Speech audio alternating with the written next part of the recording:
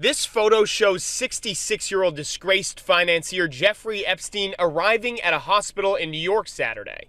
He died in federal custody, awaiting a June 2020 trial date on charges of running a sex trafficking operation and abusing dozens of teenage girls. A representative for workers at the Metropolitan Correctional Center tells CBS News Epstein's apparent suicide is not a surprise. She said staffing is completely inadequate, with workers putting in more than 60 hours a week, leaving them overwhelmed and not alert. Attorney General William Barr vowed to find out what happened.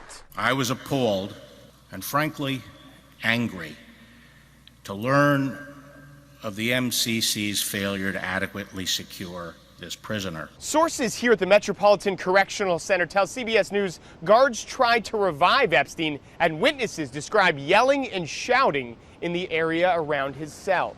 Epstein's death doesn't close the case for his alleged victims. Federal prosecutors are pursuing any potential co-conspirators. The victims deserve justice, and they will get it.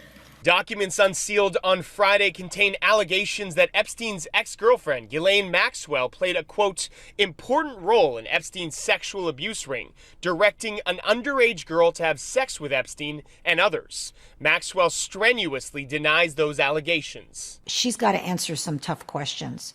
Eventually, this is going to catch up with her. Civil cases are also mounting against Epstein's estate, believed to be worth upwards of $500 million. Mark Liverman, CBS News, New York.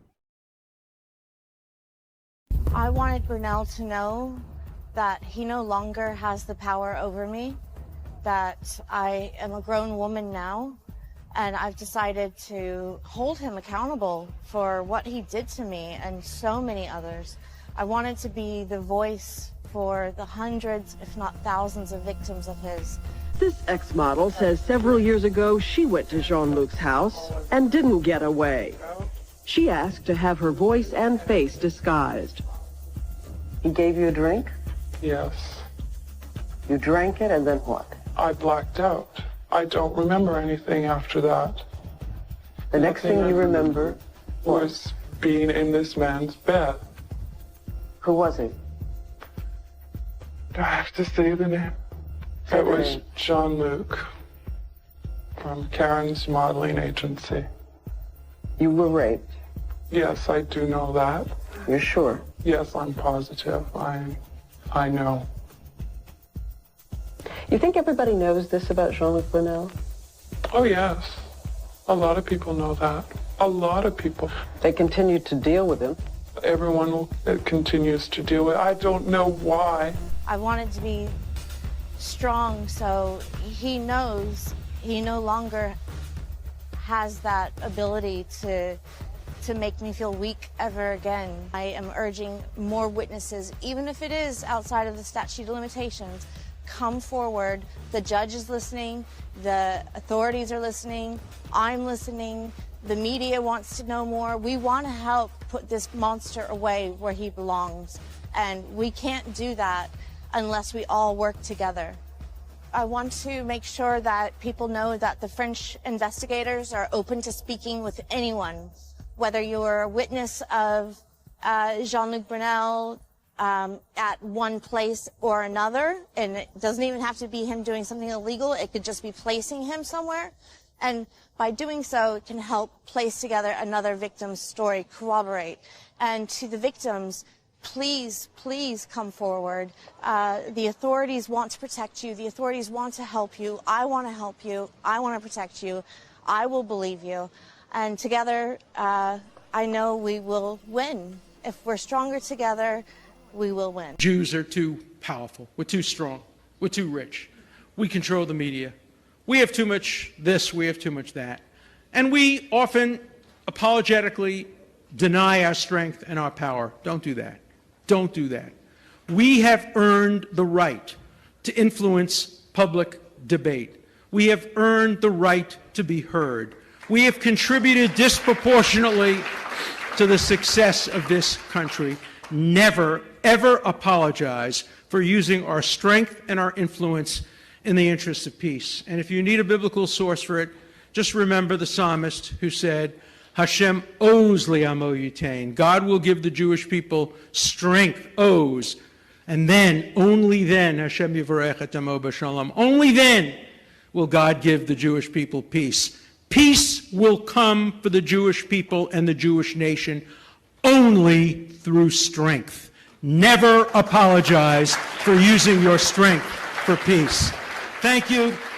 I look forward to a couple of questions.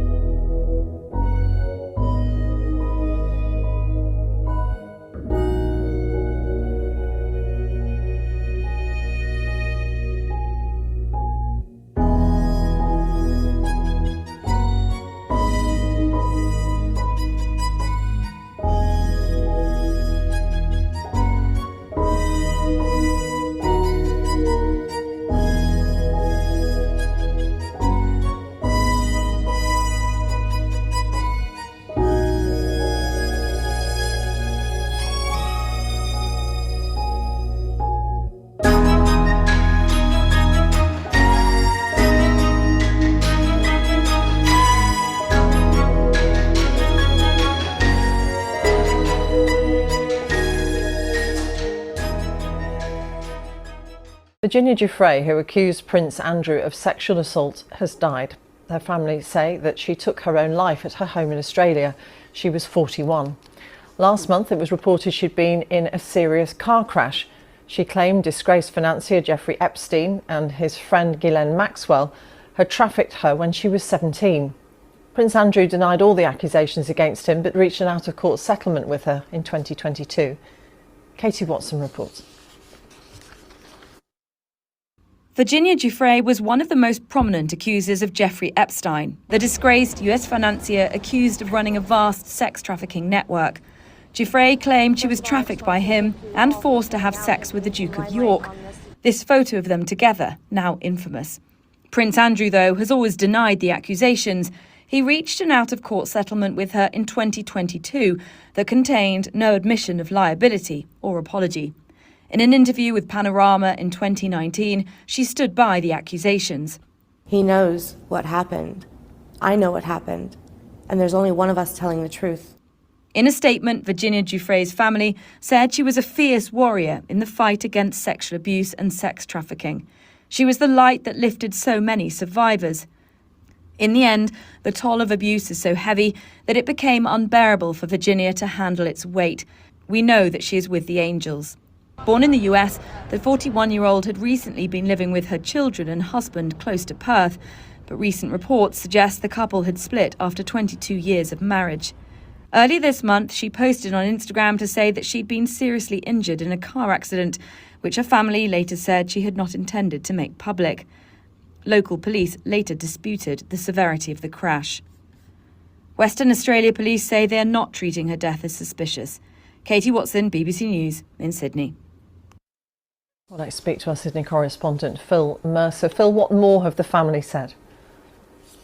We've had a pretty poignant statement from Virginia Giuffre's family saying that she was a heroic and courageous campaigner against sexual abuse and that the stance that she took was a light that lifted the lives of survivors of abuse around the world. So we know that the police and the ambulance authorities in Western Australia were called to a home in the near Gabby area. This is to the north of Perth, the state capital of Western Australia, on Friday evening. And the authorities say that Ms. Giuffre was found there unresponsive, and that family statement saying that she had died by suicide and that the weight of the abuse that her family say that she has suffered became too heavy, and in the end, for Ms. Giuffre, became unbearable. But she very much became a figurehead, didn't she, for other survivors of abuse?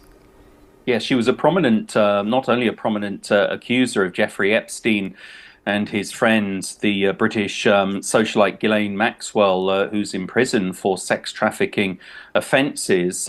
She was also a prominent campaigner for the Me Too movement. She had alleged that Jeffrey Epstein and Ghislaine Maxwell had trafficked her to Britain's Prince Andrew when she was 17 years of age. Prince Andrew has always strenuously denied these allegations, but in 2022, the Prince did reach an out-of-court settlement with Ms. Giuffre.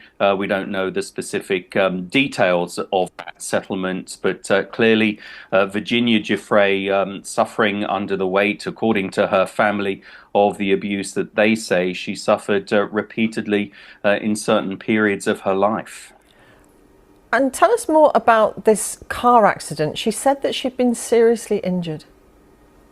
This was a post on Instagram in the last month or so, and these are just suppositions, but perhaps when you look into the details of that post online, it may give an indication of the fragility of her state of mind. Virginia Giuffre had said that she'd been involved in a very serious car accident to such a degree that she said online that she only had a few days to live. So there was enormous concern by the people close to her and other people about her physical and mental state. And what was interesting, that the police in Western Australia downplayed the severity of that accident, but of course her death will be investigated by the authorities in Western Australia. And once again, this is only supposition, but having an episode like that so public in the last few weeks ago does perhaps indicate the fragility of her mental state. And her family say that she fought this heroic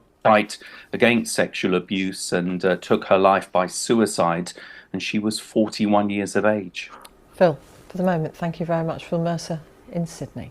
Tell me about your reaction when you heard that she'd taken her life. Well, first of all, I couldn't even believe it. I started crying right away. I'm still crying. I can't believe that this is happening. It's impossible. And then for them to say that she committed suicide, there's no way that she did. Somebody got to her.